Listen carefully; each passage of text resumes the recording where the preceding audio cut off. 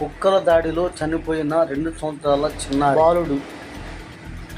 పెనగంచి పురుగులు గ్రామంలో పాత సినిమా హాల్ సెంటర్ నందు ధర్నా చేపడతామంటున్న మహిళలు. కుక్కల బారి నుంచి కాపాడమని మహిళల ఆరోధన. రోధిస్తున్న తండ్రి, రోధిస్తున్న గ్రామస్తులు.